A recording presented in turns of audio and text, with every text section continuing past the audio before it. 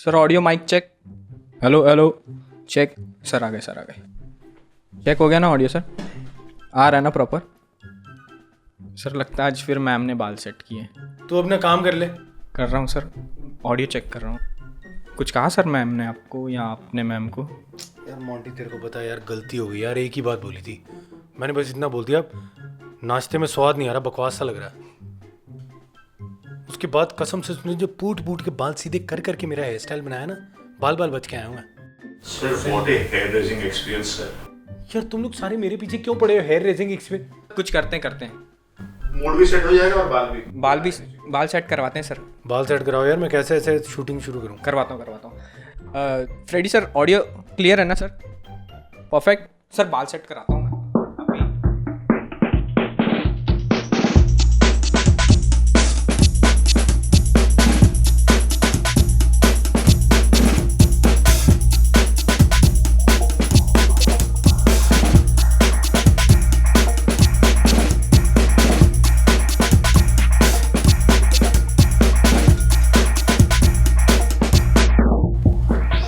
क्या बॉस, लग रहा हो ना हीरो? यार देखो क्या होता है ना, हम लोग जब फिल्म देखने जाते हैं तो बड़े पर्दे पे देखते हैं हीरो एकदम स्टाइलिश बाल, उन बालों को नकल करते हैं। कई बार तो शीशे के आगे अपने बाल कैसे भी हो यूं करके लगता है मेरे बिल्कुल वैसे बाल हैं। लेकिन यार ये जो हीरो के बाल होते हैं जिनकी आप नकल करते हो, ये बनाता कौन है? उनको हीरो बनाने में इतना बड़ा कंट्रीब्यूशन किसका होता है? यस लेडीज एंड जेंटलमैन, आज मेरे साथ मेरे बहुत ही अच्छे दोस्त, the one and the only आलिम हकीम। ऑलराइट, क्या बात है यार, फाइनली जो मेरी बीवी ने मेरा हेयर स्टाइल दिया था उसको छोड़ के अब एक प्रॉपर हेयर स्टाइल मेरे पास आ चुका है। Thank you Manish Paul hair style. यार देखो, वैसे तो आलिम आ गए हैं, बहुत अच्छे दोस्त हैं मेरे। अब तारीफ जो है वैसे तो मैं ऐसे कर सकता हूँ ना, लेकिन ये आलिम है, इनकी सिर्फ तारीफ करी नहीं जाती, इनकी तारीफ में कसीदे पढ़े जाते हैं। कसीदे, हाँ मैं पढ़ के सुनाता हूं, सुने। संजय दत्त, ऋतिक रोशन, सलमान खान, रजनीकांत सर, शाहिद कपूर, अर्जुन कपूर, कटरीना कैफ, अरे कटरीना पौज आ जाता है मेरे, बिपाशा बासु, सचिन तेंदुलकर, विराट कोहली और मनीष पॉल। अरे मैं कहता हूं एक से बढ़कर एक सेलिब्रिटी जो है उसका हेयर स्टाइल जो है, हेयर ट्रांसफॉर्म जो है वो किया है द वन एंड ओनली आलिम। लेकिन आलिम जो है इनको बोलते हैं हेयर गुरु। हेयर स्टाइलिस्ट नहीं है, सिर्फ hair Guru. But you are here Guru, so why didn't your hair grew? तो I want to know ये मनीष, बहुत लोगों की बददुआएं लगी मुझे, जिनके बाल खराब किए ना उन्होंने बददुआएं दी और मेरे बाल चले गए। ये बट ऐसा लुक क्यों है? मतलब everybody wants to, I really want to know ये। अरे क्योंकि मेरे बाल ना मनीष, बाल स्कैंटी हो गए, तो उजला चमन रखने से सोचा मैंने कि चमन को पूरा उजाड़ी दो और एक ऐसा रिफ्लेक्टर रखो कि बाल काटने के टाइम में मुझे काम आए। क्या बात, तो मेरे ही जो हेड है ये एक रिफ्लेक्टर की तरह काम करता है। नहीं मेरा डीओपी बड़ा खुश है मोंटी, आज एकदम शाइन आ रहा है, कह रहा सर आज आप चमक रहे हो, थैंक्स टू यू। तो जब मैंने अपने बाल शेव ऑफ किए तो सबको अच्छा लगा, सब लोगों ने कि क्लीन शेव बहुत अच्छा लग रहा है और मेरा भी ज्यादा कंपटीशन भी नहीं है, तो जिसके मैं बाल काटता हूँ उसको हमेशा अच्छे लगते हैं क्योंकि उसको सामने किसी और के बाल नजर नहीं आ रहे। ये भी है। बट आलिम के साथ कई बार होता है, जब भी मैं हेयर स्टाइल के लिए जाता हूँ तो आलिम पीछे से मेरे हेयर स्टाइल कर रहे होते हैं और कई बार ना मुझे इनको खुद को देख के डर लग रहा होता है कि मेरे बाल ठीक होंगे कि नहीं होंगे। लेकिन ट्रस्ट मी यार, I think we all actors we vouch by कि भैया नई फिल्म हो, कोई नया प्रोजेक्ट हो, हेयर स्टाइल क्या होना चाहिए, लुक कैसा होना चाहिए। I think the one man we all go to is one and the only आलिम।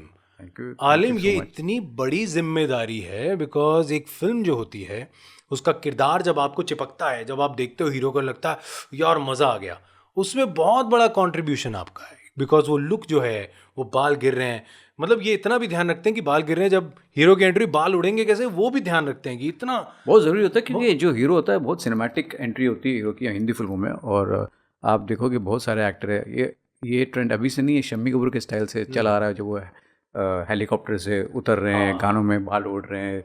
और अमिताभ बच्चन की जो कुली फिल्म में जो एंट्री होती है, और जब सारे कुली से भाग रहे हैं बाल उड़ रहे हैं, तो ये सिनेमैटिक रहा है। और शाहरुख खान ने काफ़ी इस चीज़ को फेमस किया था। शाहरुख खान की जब एंट्री होती है, गाने गा रहे हैं, डर में उड़ रहे हैं, तो बाल उड़ना भी एक बहुत बड़ी टेक्निक है। किस तरीके से आप ब्लोअर मार रहे हो एंट्री पे, शॉट में कितने बाल उड़ने चाहिए, कितना ब्लोअर आपका ऑन ऑफ होना चाहिए, ये बहुत इंपॉर्टेंट रहता है हेडर को जानना।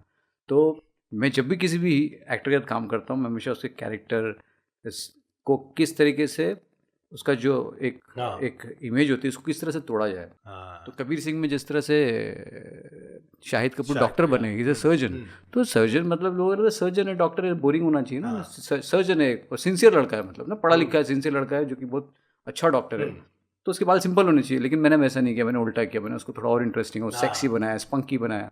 तो ये बहुत ज़रूरी है कि किस तरीके से आप उसका मॉडल को तोड़ते हो, और जब तक आप वो तोड़ोगे नहीं तो ऑडियंस को अच्छा लगेगा नहीं। तो अभी ऑडियंस चाहती है कि जो वकील है वो वकील जैसा नहीं लगे। अगर आप पत्रकार हो तो ऐसे नहीं कि आप धोती पहन के आ गए, हाँ, थोड़ा वो लटका typical जो है। और डॉक्टर हो तो आप टिपिकल लोगो। You be a character but you be a different character, so it becomes iconic. Because cinema एक ऐसा सेलुलाइट होता है कि लोग आप तभी देखते हैं जब वो कुछ चीज़ डिफरेंट होती है। आप उससे रिलेट भी करो लेकिन वो एक डिफरेंट चीज़ होनी चाहिए।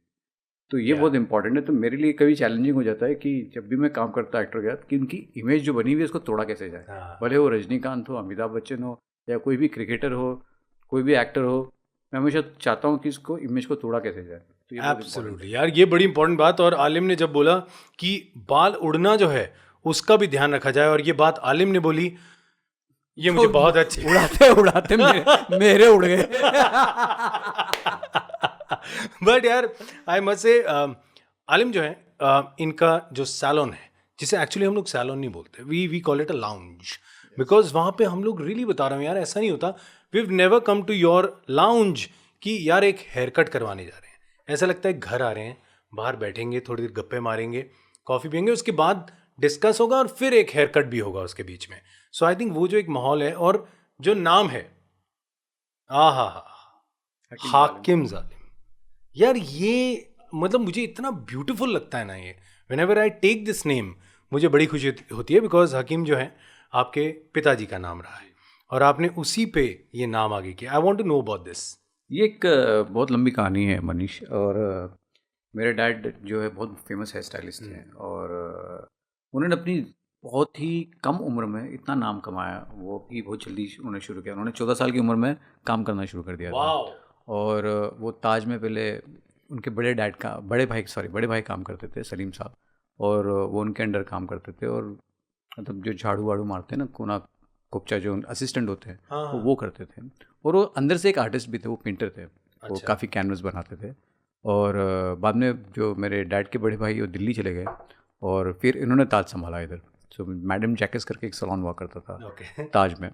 और ये जब काम करने लगे तो ये इतना अच्छा उनका हाथ था, क्योंकि उनकी आर्टिस्टिक स्किल्स बहुत स्ट्रांग थी। उनका जो विजन था वो बहुत स्ट्रांग था। वो हर चीज़ को बहुत अलग नज़रिए से देखते थे। तो वो करते करते उनकी इतनी क्लाइंटल बढ़ गई, और सारे जो एक्टर्स होते थे वो ताज में जाया करते थे बाल कटाने के लिए। तो उस तरीके से सुनील तो उनसे बहुत करीब थे मेरे डैड से, दत्त साहब। और दत्त साहब तब फिल्म बना रहे थे रेशमा और शेरा, और रेशमा और शेरा में सब थे। विनोद खन्ना था, अमित जी थे। तो मेरे डैड ने पूरी फिल्म स्टाइल की थी वो। तो विनोद खन्ना जी की भी बाल उन्होंने किए, दत्त साहब की भी उन्होंने किए, अमित जी की भी किए। अमित जी की वो सेकेंड फिल्म थी साथ हिंदुस्तानी के बाद। तो बस after that there was no looking back. तो अमित जी की जो हेयर स्टाइल है, जो फेमस हेयर स्टाइल है कान पे बाल रखने की, मतलब वो आइकॉनिक हेयर स्टाइल है जो आज तक है। आज मैं अमित जी के बाल करता हूँ। हाउ कूल इज दैट यार। तो वो हेयर स्टाइल बनी, और वो हेयर स्टाइल भी ऐसे बनी कि कुछ वक्त के लिए मेरे डैड विलेज चले गए थे, और जंजीर की फिल्म की शूटिंग हो रही थी। तो तब बाल उसमें लंबे होने शुरू हुए जंजीर में। And he was playing a cop. तो डैड ने कहा कि आप कॉप प्ले कर रहे हो लेकिन कान पे बाल अच्छे लगेंगे, और अच्छे लग रहे हैं, तुम्हारे लंबे फेस को बैलेंस कर रहा है और डिफरेंट लग रहे हो। तो इस तरीके से वो स्टाइल डेवलप हुई, क्योंकि छुट्टी का गैप आ गया था, और छुट्टी में 3-4 महीने बाल लंबे हो गए, और लंबे होते होते वो स्टाइल बन गया। फिर उसको बैलेंस करते गए क्या, और वो एक इतनी आइकॉनिक हेयर स्टाइल बन गई मनीष की इंडस्ट्री में।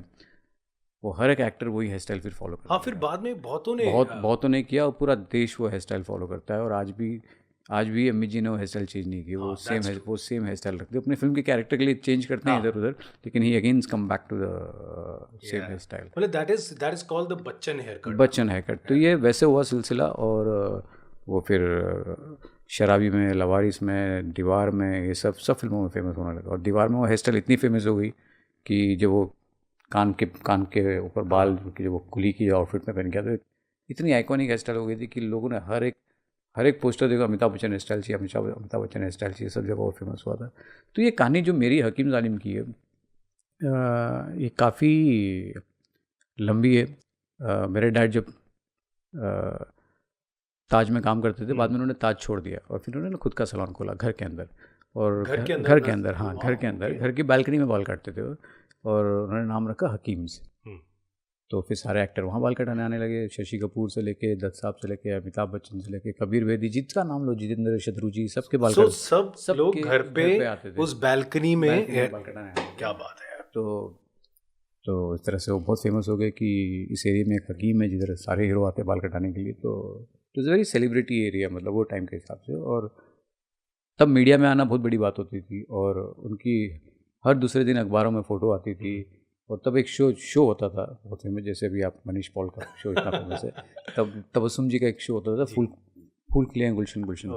तो फूल खिले गुलशन गुलशन दूरदर्शन पे आता था, और दूरदर्शन पे फूल खिले गुलशन गुलशन में मतलब सिर्फ बड़े सेलिब्रिटीज़ और बड़े फिल्म स्टार्स आते थे इंटरव्यू के लिए तब से। तो डैड को बुलाया गया था। तो जब डैड आए थे तो पहली बार कोई ऐसा टेक्नीशियन आया था वो शो में जो कि हीरो नहीं है, मतलब एक्टर नहीं है। और वो टेक्नीशियन में कोई फिल्म रिलेटेड नहीं है कि कैमरामैन है या डायरेक्टर है, इज़ अ हेयर ड्रेसर। सो उससे वो इतने आइकॉनिक बन गए थे कि देश में हर एक इंसान को उनसे बाल कटाना था। तो उनके नाम के लोग पूजा करते थे, मंदिर बनाया था राजकोट में। और जब Bruce Lee and Muhammad Ali when they came to India, even they demanded that they wanted a haircut from Hakim Sahab. क्या बात कर रहे हो यार, this is honestly I didn't know about this. मतलब आलिम मेरे बहुत अच्छे दोस्त हैं, बट ये बात मुझे आज पता चली है। तो ब्रूस ली के बाल भी उन्होंने किए फिर, और मोहम्मद अली के बाल भी उन्होंने किए। तो उस तरह से मोहम्मद अली और ब्रूस ली के जब किए तो और बड़े स्टार बन गए अपनी फील्ड के अंदर वो। फिर जितने इंटरनेशनल एक्टर्स आते थे, जैसे रिचर्ड हैरिस हो गए जो जेम्स बॉन्ड की फिल्म में विलन थे, उन्होंने उनसे बाल कराए। फिर टोनी क्रेग थे जो इंग्लैंड के कैप्टन थे, क्रिकेट कैप्टन थे, वो भी जब इंडिया में आए उन्होंने उनसे बाल कराए। फिर क्रेजी बॉयज़ इन स्पेन करके एक फिल्म थी जो क्रेजी बॉयज सीरीज़ थी पूरी। तो क्रेजी बॉयज़ ने भी पूरा जब इंडिया आए तो उन्होंने कहा कि हमको हकीम साहब से बाल कटाने हैं। तो इस तरह से वो इतने आइकॉनिक हो गई, हॉलीवुड के भी सारे लोग वो डिमांड करते थे कि उनको हकीम से ही बाल कटाने हैं। That's so cool. सो वो इतनी छोटी उम्र में इतने फेमस हो गए थे। अप्रॉक्सीमेटली क्या एज रही होगी इस टाइम इनकी? वो 30 साल की उम्र थी उनकी। जब उनकी डेथ भी हुई ना मनीष, तो ही वाज जस्ट 39। तो 40 भी कंप्लीट नहीं हुआ। तो 39 when he died he was 39। And हमारे लिए एक सडन शॉक था ये, क्योंकि एक 39 की एज बहुत छोटी एज होती है, बहुत छोटी एज है आज एज जाने की। और मैं 9 साल का था मनीष, मैं बहुत छोटा था। मेरी छोटी बहन थी जो 6 साल की उस वक्त थी, उससे छोटी बहन थी जो 3 साल की, तहजीब और ताबिर। तो ये छोटे थे। मम्मी भी ज़्यादा पढ़ी लिखी नहीं थी, मतलब ऐसे नहीं कि बहुत ज़्यादा स्मार्ट है या कि वो बहुत पढ़ी लिखी या कुछ काम कर सकती थी। तो हमारे लिए बहुत स्ट्रगल थी। डैड बैंक में भी कुछ पैसा रख के नहीं गए थे, वो बहुत दिल के बहुत अमीर थे। मतलब जो दोस्त पैसे मांगते थे तो उनको पैसे देते थे, कोई भी उधारी मांगता था उनको दे देते थे, और वो जो कमाते थे रोज़ उड़ाते थे। तो अपने लिए कुछ ऐसा सेविंग नहीं रखते थे। बैंक में जो था सिर्फ 13 रुपये थे। It was only 13 rupees when he died at the age of 9। Yes यार बड़ा मुश्किल है। हाँ, तो हमारे लिए बहुत बड़ी स्ट्रगल थी। मम्मी ने बहुत स्ट्रगल से हमको पढ़ाया लिखाया, और इनफैक्ट पढ़ाने के पैसे भी नहीं थे। तो जो हम 1 बेडरूम हॉल में रहते थे, तो एक रूम मम्मी ने किराए पे दिया, जिससे 800 रुपये महीना किराया आता था। और फीस भरने के पैसे नहीं थे, तो मम्मी ने फिर हमें स्कूल में एक OBC फॉर्म भरा, जिसमें होता है कि बैकवर्ड, कि आप फीस भरने के वैसे भी नहीं है। तो 5 रुपये 6 रुपये तब ऐसी फ़ीस होती थी। आप 5th में आया तो फिर 5 रुपीज़, 6 में आया तो 6 रुपीज़। लेकिन even that I was not able to afford, क्योंकि उस साल के कुछ इतने हो जाते थे कि बुक्स के साथ, इसके साथ, उसके साथ, यूनिफॉर्म्स हैं, ये हैं, वो हैं। और बुक्स भी मैं सेकेंड हैंड बुक्स खरीदता था पढ़ने के लिए, क्योंकि मैं न्यू ब्रांड बुक्स भी अफोर्ड नहीं कर सकता था। तो बहुत गरीबी के दिन देखे। और तो मेरे दिमाग में बहुत स्ट्रगल थी कि कि जब डैड चले गए तो मैं उनकी चीज़ें पढ़ता था, जो मैगज़ीन में उनकी फ़ोटो आती थी वो देखता था, और मुझे लगता था इतने बड़े आइकॉनिक है और इतना नाम कमाया उन्होंने। और जब मैं कॉलेज में आया तो सबका एक वो रहता है ना मनीष, की कोई एक्टर बनना चाहता है, कोई डॉक्टर बनना चाहता है, कोई हेडड्रेसर बनना नहीं चाहता। मतलब हेडड्रेसर मतलब हजाम नहीं, क्या बन रहा है। हाँ, मतलब वो भी जब डिसाइड किया होगा, so I wanted to know that कि ये खुद सोचा या यू सेड नहीं चलो लेगेसी को ही लेके जाना है, ये आइडिया सोचा नहीं। मैं बहुत कन्फ्यूज हूँ। वो 16 साल की उम्र ऐसी होती है कॉलेज के आदमी, बहुत कन्फ्यूज होता है। और दूसरे लोगों को देख के इतना इनसिक्योर होता है ना इंसान, और स्पेशली लड़के बहुत इनसिक्योर होते हैं कि आपको अच्छे कपड़े पहनने हैं, अच्छा लगना है, अच्छे ग्रुप में घूमना है आपको। और जब आप और जो मेरा कॉलेज भी था उसमें सब एक्टरों के बच्चे पढ़ते थे मेथी भाई में, और सब बहुत कूल बंदे आते थे तो कैंटीन peer की तरफ। pressure एक start हाँ हो तो ये था। और जब मैं भी एक्टिंग करता था तो मुझे लगा मुझे भी एक्टिंग करनी चाहिए। तो मैं मेरे बैच में विवेक ओबरॉय थे, श्रेयस तलपड़े थे, तो हम सब साथ में एक्टिंग करते थे। और बॉस्को सीजर जो बड़े कोरियोग्राफर्स हैं अभी, हम सब एक ही बैच के, साजिद वाजिद, हम सब एक ही बैच के। और फिर मैं कॉलेज में थोड़ी बहुत एक्टिंग करने लगा। तो जब मैंने एक्टिंग की तब मुझे उसमें थोड़ी सक्सेस भी मिली, मुझे अवार्ड्स भी मिले। लेकिन मैं ना बहुत कंफ्यूज था। मैं पहले साल ही कंफ्यूज था कि मुझे करना नहीं है, मुझे ऐसा करना है, मुझे अपने बाप के नाम को आगे लेके जाना है। और जहाँ उन्होंने स्टॉप किया था हकीम, उसमें मैं अपना ऐड करूँगा, नाम हकीम ज़ालिम, और इसको एक ब्रांड बनाऊँगा। मतलब लोगों को जब मैं बोलता था ना अपने कॉलेज कैंटीन में कि मुझे हेयर ड्रेसर बनना है, तो most of the girls they used to make fun of me, हाँ वही मतलब मजाक उड़ता होगा यार, कि ये हज्जाम आ गया, इसको हज्जाम बनना है, और people used to really not treat me that good. But कुछ दोस्त थे जिन्होंने मुझे सपोर्ट किया और आज तक सपोर्ट करते हैं कॉलेज के। तो उनकी बदौलत, उनके हेल्प से मुझे आज तक जो भी मैं बनाऊँ ना, अपने दोस्तों की हेल्प से ही बनाऊँ। दोस्तों ने मुझे हमेशा सपोर्ट किया हर फील्ड में, मतलब ना हर वक्त में मुझे दोस्तों ने सपोर्ट किया। बोले मुझे कभी पैसों की ज़रूरत पड़ी हो, या मुझे किसी काम की ज़रूरत पड़ी हो, या मुझे इमोशनली सपोर्ट मिला हो, मुझे हमेशा दोस्तों ने सपोर्ट किया। तो दोस्तों ने मुझे तो बड़ा सपोर्ट किया कि नहीं आलिम तो कर, हम लोग तेरे पास आएंगे बाल कटाने। तो जब वो मेरे पास बाल कटाने आने लगे तो एक एक करके जब मैं डिफरेंट हेयर कट्स करता था तो मैं इस तरह से फेमस होने लगा। तो अच्छा, आलिम जो है पहली बार हेयर कट कहाँ और कब किया, कुछ याद है? मैंने अपने घर में ही किया। तो मैं दोस्तों को कॉलेज से उठा के ले जाता था, बॉस को मैंने चलो भी कॉलेज के बाद चलते हैं और बाल काटते हैं। तो उस तरीके से बॉस को हो गया, विवेक हो गया, इन सब पर मैं एक्सपेरिमेंट करता था। और जब करता था तो लोगों को अच्छा लगता था कि यार तेरे बाल बड़े अच्छे लग रहे हैं, किसने काटे हैं, who's done your hair, and they used to say कि आलिम हैज डन इट। बोलो रियली? तो ठीक है। तो जब ऐसे लगा तो मुझे कॉन्फिडेंस आया, तो मैंने ठीक है अभी मुझे चार्ज करना चाहिए इनको। मेरा टाइम आ गया कि मैं प्रोफेशनली चार्ज करूँ। तो मैं 20 रुपये लेने लगा बाल काटने के। 20 रुपए आलिम का पहला हेयर कट, और 20 रुपये। कितनी फीस? 20 रुपये। हाँ तो मैंने 20 रुपये लेना चालू कर दिया। मैंने चलो 20 रुपये, जैसे दिन के मैं चलो 4-5 काट रहा हूँ, मैं 200 रुपये जमा हो रहे हैं। मैं वाओ क्या बात है, 200 रुपये महीने के 6,000 हो जाएंगे मेरे। तो मेरा कैंटीन का पैसा भी निकल गया, बस में जाने का पैसा भी निकल गया। और बस में भी हम क्या करते थे, बस में हम जब कंडक्टर आता तो हम एक करके पीछे चले जाते थे कि कंडक्टर है पीछे बोला मेरा नेक्स्ट बस स्टॉप है, नेक्स्ट मेरा स्टॉप है। तो जैसे वो पीछे था फिर हम वापस आगे जाते थे। तो हमारा कॉलेज आते थे तो हमारे उस तब के भी 5 रुपये बच जाते थे।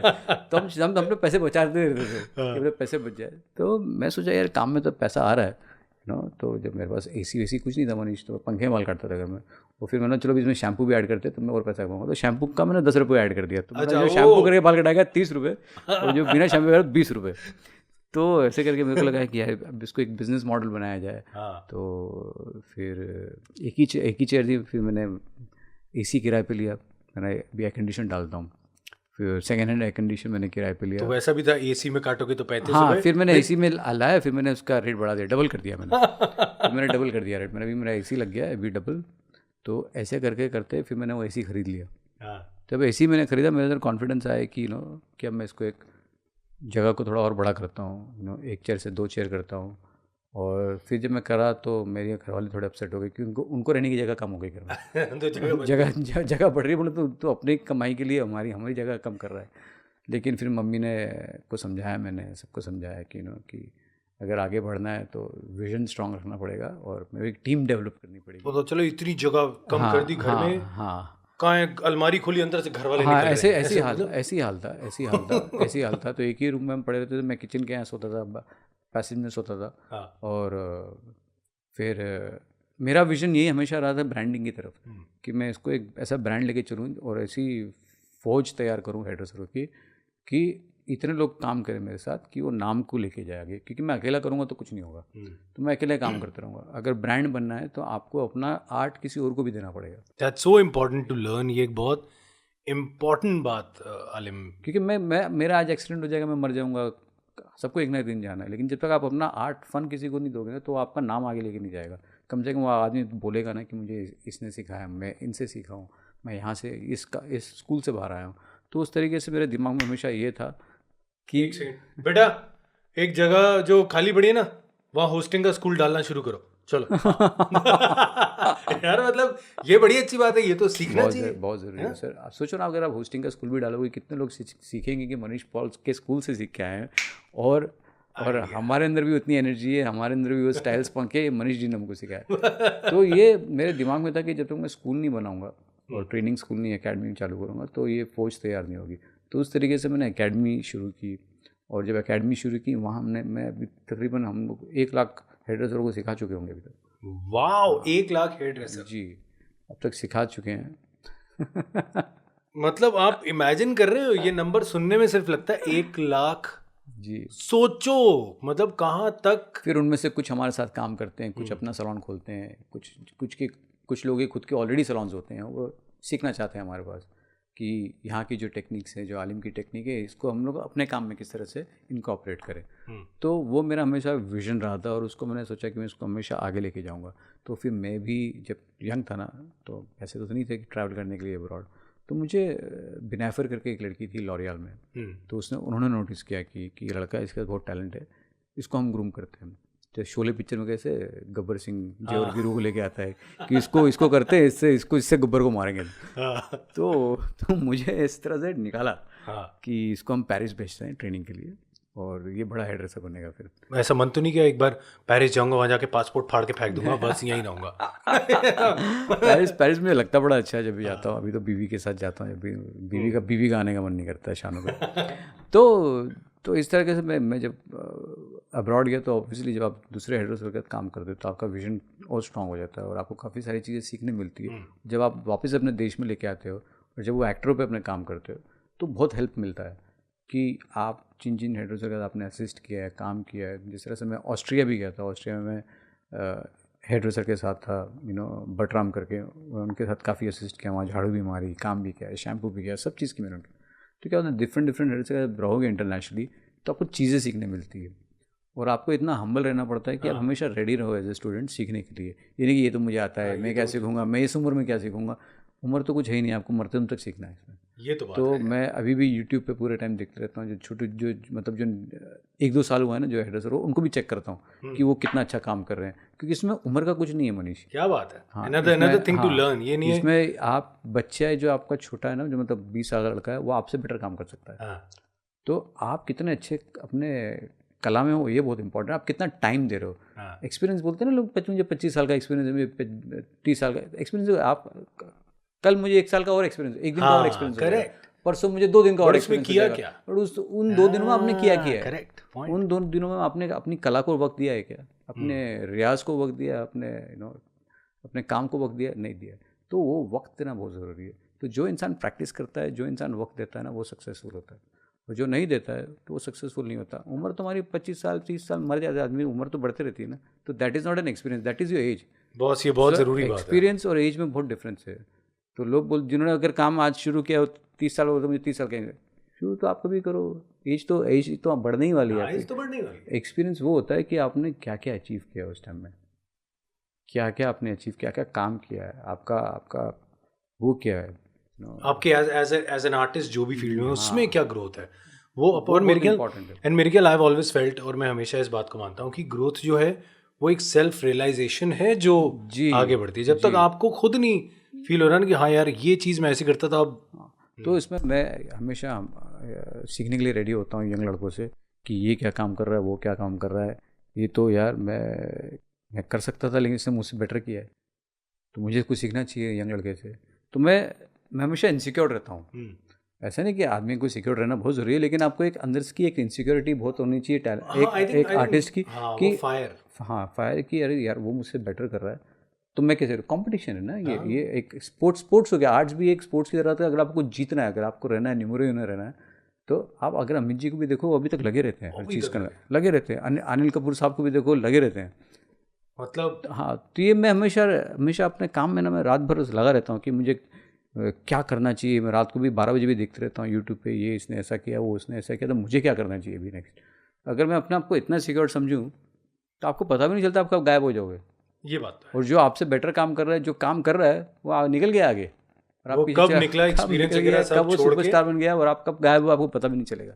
तो इसलिए वो ऑन दी एज रहना बहुत ज़रूरी है। तो हर एक कलाकार को ऑन दी एज रहना बहुत ज़रूरी है कि आप सीखते रहो, नया करते रहो, डेवलप करते रहो, अपने आप को और खुदारते रहो कि आप अपने काम को और अच्छा कर सकते हो। कोई एक ऐसा हेयर स्टाइल याद आता है जो आपने बाहर से सीखा हो और यहाँ के किसी एक्टर पे किया और मतलब जलजला मच गया होगा, क्या बात है यार, ये एकदम नया। कुछ ऐसा कोई याद आता है? इससे बहुत सारी टेक्निकें मैं यूज़ करता हूँ और काफ़ी एक्टरों पे यूज़ किया है। रोबो में मैंने रजनी सर पे यूज़ किया था, जो कि उनके बाल मैंने यहाँ से रेड किए थे और वाइट किए थे। जो पार्ट 1 है रोबो का उसमें वाइट थे, पार्ट 2 में रेड था। तो जो वो स्प्रे कलर हम लोग यूज़ करते थे, मैं अब्रॉड में यूँ सीखा था किस तरह से स्मार्टली इसको इस्तेमाल करना है, कितना मारना चाहिए कितना नहीं। अगर आपको बाकी के बालों को लॉक करना है तो किस तरह से लॉक करना चाहिए। तो जब वो मैंने 10 साल पहले रोबो आई थी, 11 साल का रोबो आके शंकर सर के, तो जब मैंने किया था तब शंकर सर को बहुत अच्छा लगा था उस टाइम, और रजनीकांत सर को भी बहुत अच्छा लगा, बोला आलिम दिस इज़ ब्यूटीफुल।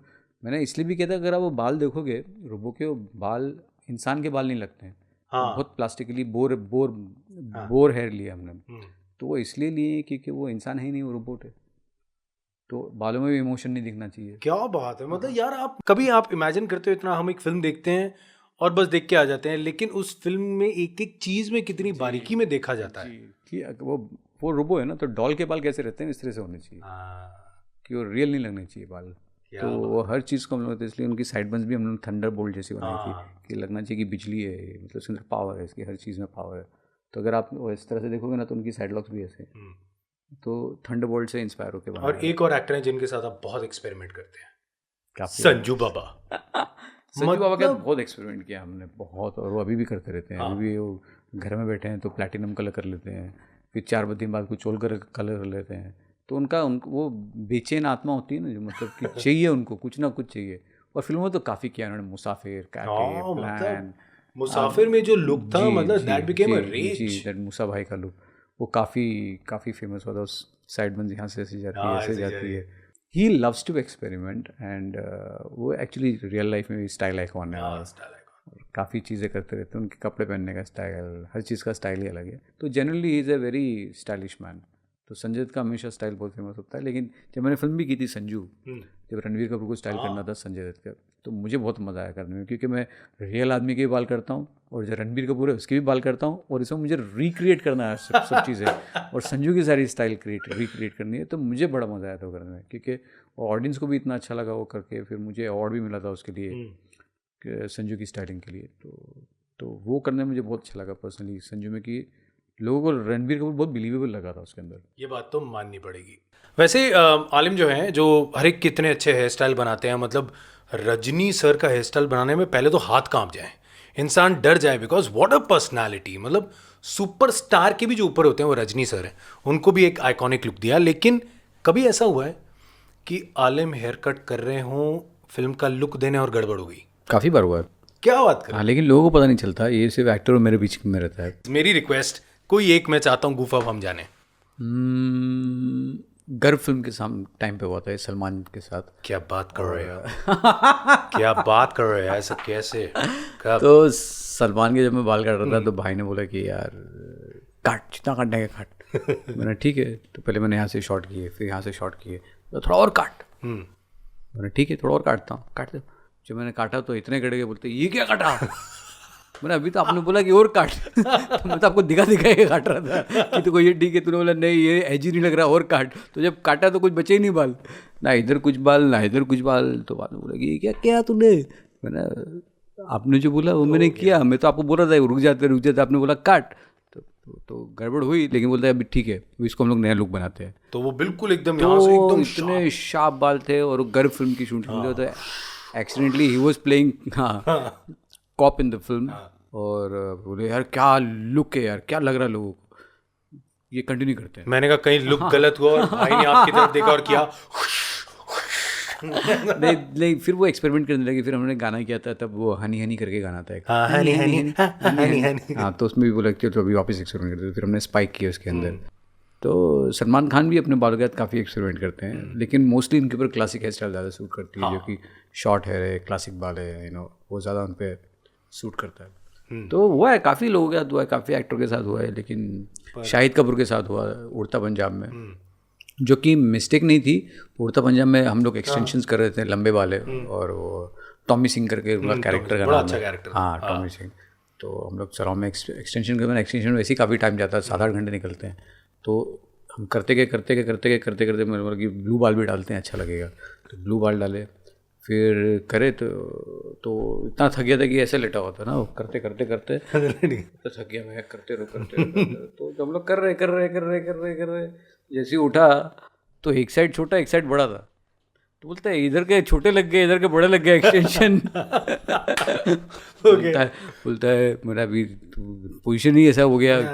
बोलता है एक काम करते इसको स्टाइल बनाते हैं, टॉमी वैसी क्रैक कैरेक्टर है तो एक साइड छोटा रखते एक साइड लंबा रखते हो। बिलीव मी वो फिल्म में एक साइड छोटे बाल है एक साइड लंबे बाल। बट वो स्टाइल बन गया, वो बालों का स्टाइल लोगों को बहुत अच्छा लगा। और उसमें हमने काफ़ी एक्सपेरिमेंट किया। सेकेंड हाफ में मैंने फुद्दू लिखा था उनका रेजर से काट के बाल, तो वो भी किसी एक्टर ने आज तक हिंदी फिल्म इंडस्ट्री में किसी ने रेजर से अपने बाल नहीं कटवाए थे। कई बार लोग टैटू से करा देते हैं या टेम्पररी किसी स्प्रे, लेकिन रियल में कोई शेव ऑफ नहीं करता है, तो उन्होंने शेव ऑफ किया था वो फुद्दू, तो वो भी काफ़ी फेमस हो गया। तो देखो शेव ऑफ भी इंसान तब करता है जब पता हो कि बंदा सेफ हैंड्स में है, तो देखो उसका बहुत बड़ा फर्क पड़ता है। अब आलिम हो तो बंदा कहता है टेंशन नहीं है, ट्रस्ट मी ये कॉम्प्लीमेंट दे रहा हूँ, बड़ा ऐसा लगेगा कि बार बार तारीफ कर रहा हूँ, बट येस वो बनती है। बिकॉज एज एक्टर्स हम जब भी जाते हैं सबसे ज़्यादा एक्टर अगर डरा होता है तो वो एक बाबर्स चेयर में होता है। मतलब हमें डर लग रहा होता है, मतलब हम ना ऐसे लग रहा होता है हमारी उंगलियां ऐसे ऐसे चल रही होती हैं कि मेरे बाल ठीक कर जाएं। बट आलिम के साथ होता है हम बिल्कुल बेपरवाह आराम से बैठे होते हैं, बिकॉज पता है जो भी होगा वो मैजिक ही होगा। मैं कोशिश करता हूँ कुछ अलग करने की, बाकी मैजिक तो लोगों के ऊपर होता है कि उसको बोलते हैं ऐसा, लेकिन मैं हमेशा ये कोशिश करता हूँ कि कुछ मैं अलग करूँ। तो कोई भी एक्टर हो मैंने, और कोई भी बड़ी फिल्म हो या कैसी भी फिल्म हो, हर फिल्म को मैं बड़ी छोटी की तरह तो मैं लेता नहीं। मैं काम फिल्म होती है। मुझे जैसे साउथ में भी काफ़ी मज़ा आता है काम करने। प्रभास का भी जब बाहुबली में मैंने 2 लुक किए थे, दोनों में लंबे बाल थे, तो फिर वो मुझे उसमें काफ़ी प्रेशर आता है जब दोनों में लंबे बाल है, एक में बाप बना है एक में बेटा बना है, किस तरीके से इसको अलग किया, उसमें भी चेंज लाना है। तो जब वो जो बेटा है वो मुझे बताया डायरेक्टर ने कि वो पहाड़ों में रहता है और पानियों के बीच में रहता है, पहाड़ों में हमेशा पानी गिर रहा है, तो उसके बालों में वो चाहिए मुझे वेटनेस, तो कि लगना चाहिए कि गीला, हमेशा उसके बाल में गीलापन दिखना चाहिए। क्यों?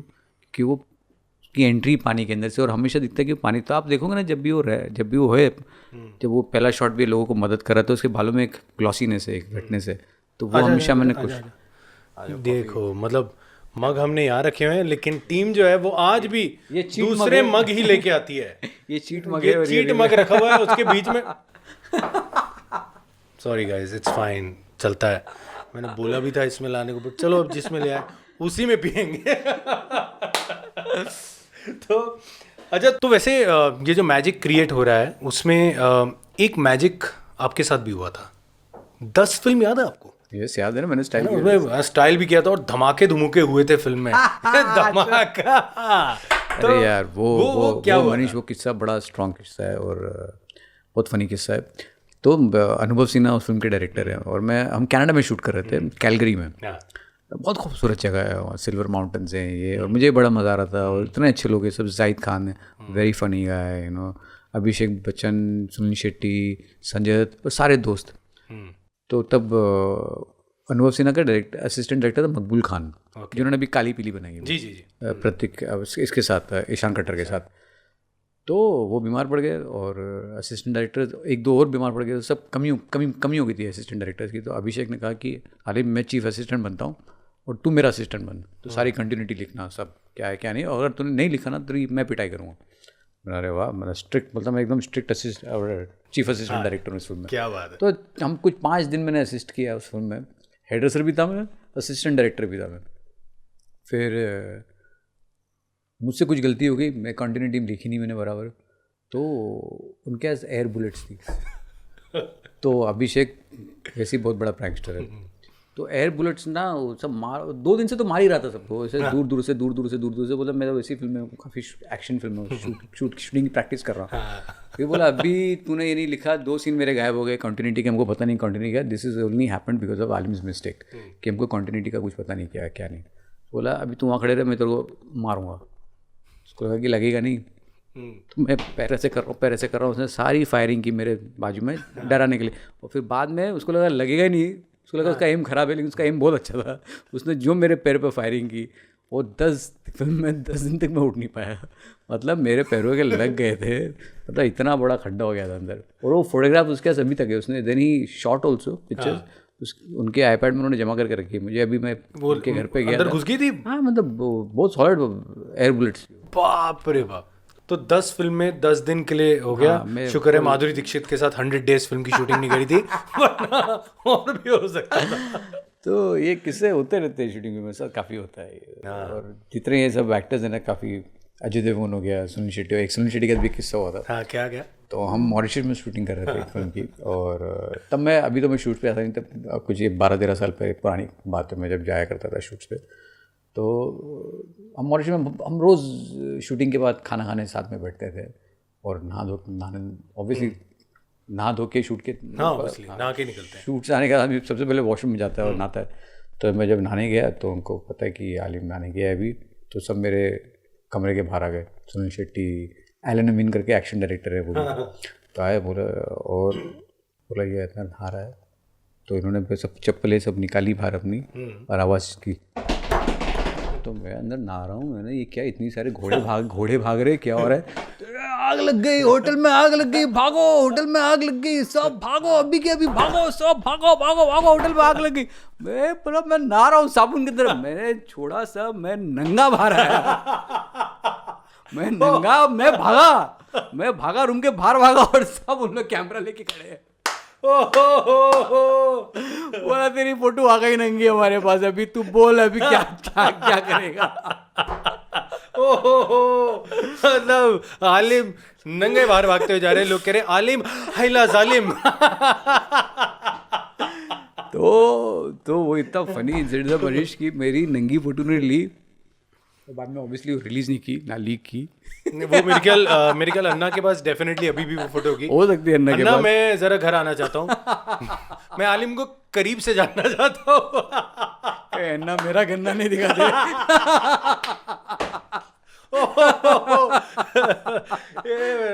बोलेंगे ये आलिम का गन्ना।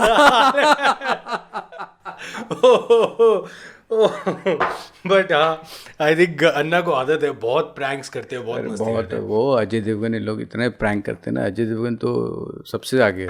पर अगर हम लोग आलिम की लाइफ के बारे में बात करें तो आलिम एज द स्टार, आलिम क्या है सभी जानते हैं, लेकिन आलिम जो है बड़े फिल्मी भी हैं, और वो फिल्मीपना ऐसा है कि प्यार हुआ, प्यार का इजहार जो है बड़े अलग अंदाज से किया, फ्लैश मॉब जी।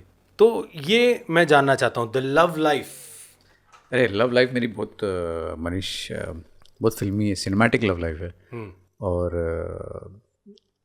शानू को सब जानते हैं, मेरे सारे दोस्त जानते हैं, और शानू और मेरी कहानी बहुत पुरानी है। और पहले वो मेरी क्लाइंट हुआ करती थी, और फिर बाद में उनको हेयर ड्रेसिंग सीखना था, तो मैंने उनको कहा कि आपके भाई बहन सब लंदन में, आप लंदन चले जाइए और वहाँ सीखिए।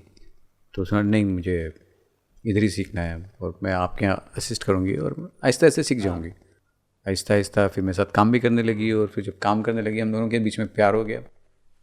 बट जो हमारा था फैमिली, तो एक तो मैं मुसलमान, वो सरदारनी, ओके। और फिर जो था कि उनके घर वाले नहीं मान रहे थे, और कहा कि नहीं और जब मैं प्रपोज करने के लिए पहले लंदन भी गया, और जब लंदन गया फिर बाद में हम दोनों में अनबन हो गई कुछ, उसके बाद 1 महीने बाद तो मैंने ब्रेकअप कर लिया था, जैसे होता है ना कि सब रोमांस में होता है, हो गया तो कि उन्होंने कहा कि हम इसको ट्रस्ट भी नहीं कर सकते भी लड़के को, इसने भी एक ब्रेकअप कर लिया, बाद में वापस छोड़ देगा। फिर मैं बोला कि नहीं ऐसा नहीं होगा, बोला नहीं ऐसा नहीं होता, ये नहीं होता, वो नहीं होता, काट देंगे मार देंगे, ये कर देंगे, काट देंगे मार देंगे। क्या लव स्टोरी है यार, मतलब प्यार मोहब्बत, ब्रेकअप, काट देंगे मार देंगे। और अभी मुझे गोद में बिठाते हैं सब, अभी मुझे गोद में बैठ के कुल्फियाँ खिलाते हैं, सब करते हैं। ओ खा पुत्र यार, तू तो बहुत बढ़िया निकला, ओए होठ ठुसाओ इन्नू, ये कुल्फी खिलाओ, वो खिलाओ, आइसक्रीम खिलाओ, ये खिलाओ, अभी तो बहुत प्यार करते हैं। तो नहीं मान रहे थे, तो मैं हमेशा समझाता था कि मैं सरदार बन जाऊंगा, बच्चों का नाम ग्रुप ईद हरप्रीत जो रखना है मैं रख दूंगा। तो बोला नहीं बेटा वैसा नहीं है, बस नहीं करना ही नहीं है। मैंने जो बोलो कि मैं उस चीज़ में फॉलो करता हूँ, मैं ह्यूमैनिटी में फॉलो करता हूँ। Religion is a different thing, religion आप उस चीज़ के लिए फॉलो कीजिए जिसको आप के मन में शांति लेके आता हो, यानी ये नहीं कि अपने ज़िद पे। तो जब मैंने शानू के शादी भी की, ना मैंने उनका सरनेम चेंज किया, ना मैंने उनका रिलीजन चेंज किया, ना पासपोर्ट पे अपना सरनेम डाला। That's so cool यार, look at this, this is love। उनका सरनेम डाला। तो मैंने घर के नाम भी, घर के बाहर भी उनका ही नाम लगाया पहले, बाद में मेरा नाम लगाया। तो ये मेरी जो सोच थी मैं वो चेंज नहीं करूँगा मैं, ना मैं किसी सोशल प्रेशर में आके अपने बच्चों का, तो जब बच्चे भी हुए हमारे। हाँ यार, आई मस्ट से बहुत ही क्यूट है दोनों, हाँ, sky and star, and I love the names sky and star. तो नाम भी जब मैंने सोचा तो मैं इनके नॉन रिलीजियस नाम रखूँगा, ना इनको कोई सरनेम दूंगा। तो दोनों बच्चों के कोई सरनेम नहीं है, और जो उनका बर्थ सर्टिफिकेट है उसमें भी जो रिलीजन है वो ह्यूमैनिटी है। तो ना मैंने कोई रिलीजन दिया उनको, ना कोई सरनेम दिया। अब ये है कि वो को जो सरनेम रखना है, बड़े हो क्या कुछ भी रख सकते हैं, नाम से क्या होता है, आप पहचाने जाते हो आप इंसान क्या हो। हाँ और यार, ये बात जो लोग जिस भूल तरह गए। के आप इंसान है, जो आपका नाम है ना, वो नाम आपका फेमस हो जाता है। तो वो इम्पॉर्टेंट है। वो मेरे से ज़्यादा अपनी माँ से ज़्यादा क्लोज है, मतलब मुझसे ज़्यादा शानू से प्यार करते हैं। तो मैं भी बड़े होकर शानू का सरनेम रखे, because boys are always mama's boys. हाँ, ममाज और बॉय। ये दोनों मम्माज बॉयज़ हैं, तो उनको तो जो उनको रखना, मैं अपना प्रेशर किसी भी को डालने वाला नहीं, कुछ मैं है ही नहीं मेरे मन, मेरी सोच वैसी नहीं है, तो मैं वैसा करूँगा नहीं। तो जब मैंने शानू को जो प्रपोज़ भी किया था, तो मैंने ये सोचा था कि मैं शानू को जब प्रपोज़ करूँगा तो मैं अलग अंदाज में करूँगा। तो जो मेरे दोस्त हैं, कॉलेज के फ्रेंड्स हैं, बॉस्को सीजर काफ़ी फेमस कोरियोग्राफर है, और तो बॉस्को ने कुछ एक हफ्ते काम नहीं लिया था। तो हम लोग इसको प्लान करते हैं। ये प्रपोजल एक प्लान प्रपोजल होना चाहिए, और ये उस टाइम पे किया था जब सब मेरा अगेंस्ट था। मतलब शानू के दोस्त भी डरे हुए थे कि कि जो आलिम कर रहा है सही नहीं कर रहा है, फ्रंट फुट पे खेल रहा है, सीधा इतना जाके प्रपोज करना कोशिश कर रहा है, ये कर रहा है, वो करता है। तो मैंने उनसे राय ली। शानू को पता नहीं था मैं प्रपोज करने वाला हूँ। अच्छा, तो मैंने उनसे राय ली। तो उनका ब्रेकअप हो गया था या वापस ठीक? ब्रेकअप नहीं हुआ था, हम चल रहा था। लेकिन ये था कि शादी होगी कि नहीं होगी, क्योंकि या तो वो एज पे था। तो मैंने नहीं, मेरे को करना है प्रपोज, और मैं स्टाइल से करूँगा। तो बॉस को समझा कि चलो ठीक है, हम लोग प्लान करते हैं। और उसको बॉस्को ने बुलाया ये बोल के कि मेरे बाल बनाने हैं, क्योंकि मैं किसी लड़की को प्रपोज कर रहा हूँ। तो शी एनीवे डज बॉस्को से। तो वो उनके बाल बनाने गई। तो जब वो गई वहाँ पर, तब ये प्रपोजल हुआ। मैं ऊपर बैठा हुआ था, उनके कुछ 3 फ्लोर्स हैं। तो जब मैं ऊपर बैठा हुआ था, ऊपर आपको दिखाऊंगा मैं किस तरह से मैंने डांस किया। फिर उनके बॉस्को के यहाँ जो टीम थी उन्होंने डांस किया, डांस करके एक फ्लैश मॉब जैसा क्रिएट किया गया। और फिर लास्ट फ्लोर पे शानू के सारे दोस्त खड़े थे, और सबको हमने बोला था कि वाइट कपड़े पहन के रहना है। अच्छा, ताकि वो एक लगे, एक स्टैंड आउट हो। और हमारे पास लाइट की कमी थी। अच्छा, तो हमें 5 बजे शूट करना था ये। तो मैं कि ये अगर थोड़े भी कुछ लेट हो गए ना, तो हमें लाइट नहीं मिलेगी। तो जब ये गाना शुरू हुआ, तो जैसे गाना शुरू हुआ तो बॉस्को का एक नेबर था, पुलिस को बुलाऊंगा, किसने गाना बजाया लाउड, ये। तो उसमें इतने फनी इंसिडेंट्स हुए ना मनीष, कि रिमाइंड है। तो मैं ऊपर बैठा हूँ, मैं बोल रहा, अरे यार मेरा प्रपोजल की ऐसी हो गई, ये तो बंद हो गया। बोला टेंशन मत ले बॉस, टेंशन मत ले, वापस बजा रहे नहीं, उसको बोल रहे कि हम रिहर्सल कर रहे हैं किसी चीज़ की। तो 3 बार गाना रिवाइंड हो गया, वापस हुआ, फिर जाके प्रपोजल हुआ। तो उसके अंदर भी एक स्टोरी है, उसके अंदर भी फनी चीज़ें बहुत हुई। क्या बात, मैं ऊपर रो रहा था एक्चुअली, कि मेरे तो लग गए, मतलब ये तो लग गए, मतलब कि अभी 5 बजे के लाइट भी नहीं, कि जिस तरह से मैंने कैमरे बिठाए वो भी गया, सनसेट हो जाएगा तक। फिर बॉस को लगा अभी टेंशन मत दे, हम लोगों ने पकड़ के रखा है उसको, नेबर को, चालू रख तू ऊपर। क्या बात है। फाइनली प्रपोजल हुआ, शादी भी हुई, बहुत प्यारे बच्चे हैं 2 जी। और फैमिली भी इतनी स्ट्रांग हो गई है ना मनीष। अच्छा, अब वैसे their family, Shanu's family is so sweet, so strong, so supportive. After that we went to London with our kids. My father-in-law is so sweet, my mother-in-law is so sweet. उसके भाई इतने sweet है, supportive है। तो सब इतने अच्छे हैं कि कि क्या होता है, किसी भी इंसान को ईगो नहीं रखना चाहिए। जैसे कई बार लड़कों को ऐसा होता है ना कि यार मुझे पहले तो सब मना करते थे, अभी तो मैंने शादी कर ली, देखो अभी अब मैं बात नहीं करूँगा इनसे। तो कहीं भी ईगो क्या होता है, आपके रिलेशनशिप से तोड़ ही देता है। तो ना कोई ईगो रखना चाहिए, तो ना शानू की तरफ से कोई ईगो है फैमिली में, ना कुछ वो है, ना मेरी तरफ से कुछ है, ना मेरी फैमिली में। तो सब एक हो गए हम लोग, और बहुत ब्यूटीफुल रिलेशनशिप है, सब अच्छा है। ना कोई हमारे झगड़े होते हैं मियाँ बीवी के, कुछ नहीं होते। ये बात, मुझे गुस्सा आता है, लेकिन शानू को ज़रा भी गुस्सा नहीं आता। ये बात अभी इन्होंने बोली है कि शानू को बिल्कुल गुस्सा नहीं आता। शानू की इतनी तारीफें, घर वालों की इतनी तारीफ, मैं बताता हूँ क्यों। मुझे वापस घर जाना है इसलिए। तो कीप इट रोलिंग, कोई कट नहीं करेगा, ये बिल्कुल कैंडिडेट जा रहा है। मैं बहुत प्रेशर में हूँ, मैं बहुत, मुझे ऑफिस घर जाना है इसलिए मनीष। तो ये इसीलिए इतनी तारीफ हो रही थी क्योंकि शानू जो है, शानू ये Yeah, that's the reason. ये घर में भी इतनी तारीफ करते हैं या ये अभी इतनी तारीफ कर रहे हैं? नहीं करते हैं। आले बच गए, वरना आज काम तमाम था। नहीं करते बड़ा मस्त से यार, मैंने जो फ्लैश मॉब देखा भी था, you know, I saw it on YouTube, it's beautiful and इतना ज़्यादा प्यार आप दोनों के बीच में, and I must say it's a living example कि भैया ये रिलीजन जो आता है बीच में, ये कहने की बातें हैं, इतने प्यार से दोनों रहते हैं। यू मस्ट सी कितने अच्छे से ये बच्चों को ब्रिंग अप कर रहे हैं, and I am so happy, you know, इतने अच्छे से आप लोग इतने प्यार से इतने अच्छे कल्चर उनको सिखा रहे हैं। आई थिंक दैट्स कमेंडेबल यार। ये थैंक यू। चलो एक बस मैं चाहूँगा आप आराम से जाके बैठे, कॉन्शियस ना हो, बट एक मेरा बड़ा मन था, क्या होता है ना, जब भी लड़की रोमांटिक फील करती है ना, उसका मन करता है अपने प्रिंस चार्मिंग को देखे और उसके बालों में ऐसे हाथ फैलाए। मैं अपने हाथ ऊपर कर देता हूँ बगलों, मैं जो बाल है बगलों के उसमें घुमा दो। तो यहाँ पर मेरी गुदगुदी हो जाती है। You're disgusting. यार वैसे हमारे जो डीओपी है ना, मतलब आपके प्रपोजल की बात हुई है, ये भी गए थे अपनी अभी गर्लफ्रेंड को प्रपोज करने। हाँ मॉन्टी व्हाट्सअप, मॉन्टी पे थोड़ा कैमरा एक भी दिखा दो, कोई बात नहीं, घुमा दो, कुछ नहीं होता, कंटिन्यूटी कुछ नहीं होती, घुमा वहाँ, वो मॉन्टी बैठा वहाँ दब के। ये गया था अभी अपनी गर्लफ्रेंड को प्रपोज करने, तो लोग रिंग लेके जाते हैं, कोई केक लेके जाते हैं, ये 5 लीटर पेट्रोल लेके गया था। कह रहा 5 लीटर पेट्रोल, कोई लड़की मतलब कर ही नहीं सकती मना। उसके बाद एक्साइटेड हो गया, कहता मैं तो सर मुंह में पेट्रोल भर के करके आग निकालने वाला था। मैंने कहा पागल ना बन गया है पंजाबी, एक तो बात में करता है, तो कहता मैंने पेट्रोल भर भी लिया था, मैं तिल्ली करने लगा था, दोस्तों ने रोक लिया। मैंने कहा क्यों? मतलब कह रहे नहीं ये तो टोनी तो ये हमारे हो जाता है। बट जाते जाते एक आखिरी बहुत ही गहरा सवाल है, और ये बहुत इंटेंस होने वाला है, मस्ट से टेल एवरीबॉडी। ये सवाल आई थिंक बहुत से लोग जानना चाहते हैं। आलिम, आप, it's a very very personal question, और हमारे यहाँ पे सिर्फ पर्सनल बातें होती है। मैं जानना चाह रहा था कि आलिम जो है, आलिम जब भी आप फेस वॉश करते हो, तैयार हो रहे हो, तो जब आप फेस वॉश करते हो तो फेस वॉश से करते हो या शैम्पू से? क्योंकि एरिया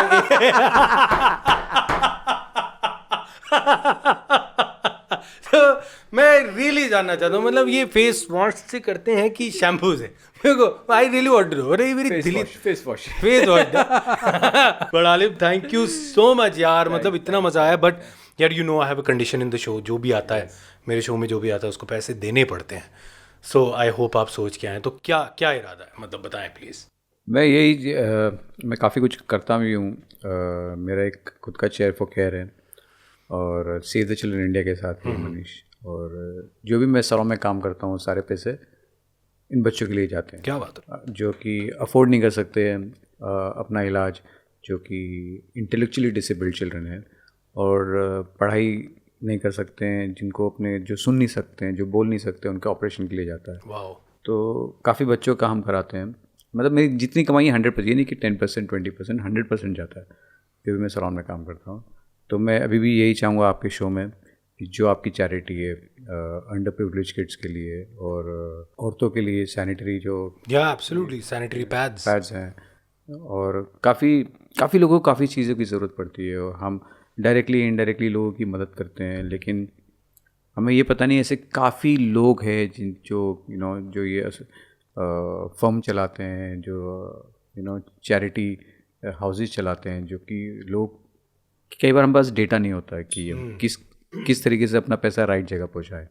तो आपके शो के थ्रू राइट चैनल में राइट तरीके से लोगों के पास पैसा जाए, तो इससे ज़्यादा खुशी की बात मेरे लिए कुछ नहीं है कि हम क्या करते हैं लाइफ में, कमा के क्या कर लेंगे। एब्सोल्युटली। जब तक आप वो कमा के किसी को खुशी नहीं दे रहे हो और ख़ुद को खुशी नहीं मिल रही, तो उस कमाई का क्या फ़ायदा।